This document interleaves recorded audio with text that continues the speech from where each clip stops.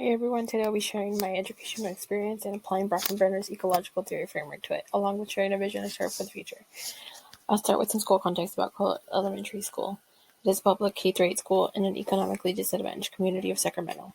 The school also provided the community additional resources such as free after-school English classes for parents and a YMCA program. Some of the demographics about Kohler include that 91% of students receive free or reduced lunch and that 71% of students are non-white, as reported by data gathered from ProPublica's miseducation website. My experience took place during 7th grade in Mrs. Sharp's science class. Her class was the first time I got to perform science experiments, and through her after-school science club, I got hands-on experience on what it means to perform science. With her guidance, I was able to come up with my own science project, which I would later present at the school district and county science fairs. In addition, I was able to build a positive relationship with Ms. Sharp that gave me the confidence to reach out to her whenever I needed help. Now let's introduce Brockenbrenner's ecological theory using information I sourced from Dr. Quijada's Ecological Theory of Development lecture. According to Brockenbrenner, a student's environment can be broken into a series of 5 nested interrelated systems, as shown on the screen. However, for my analysis, I will only focus on the first 4. The microsystem is the environment closest to a learner. This system lets us examine the relationships that the student directly has with others, such as the student and the parent. I had a strong positive relationship with both my parents, and the science club allowed me to form a strong relationship with Mrs. Sharp. As such, the members of my microsystem were strong foundations of support for me.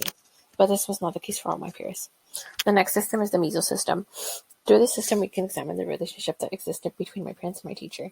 Again, this was a positive relationship. In addition, to further promote the strong parent-teacher relationship, the school helped bridge language barrier gaps by offering ESL classes and having translators available. Despite this, some of my peers' mesosystems were negatively impacted through the interactions they faced at school.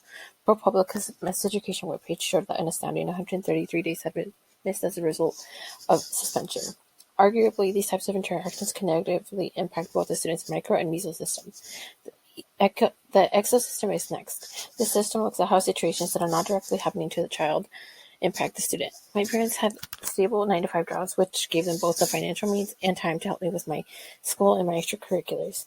On the other hand, some of my other peers had parents who worked 2 jobs and could not be present to help them. As you can see, facing economic hardship could impact my classmates' exosystem since it could influence activities they could join and the help they had at home.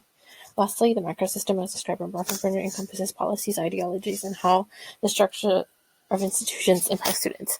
In my case, school policies favor my success, but needless to say, some of the policies intended to help discipline students ended up pushing them further behind.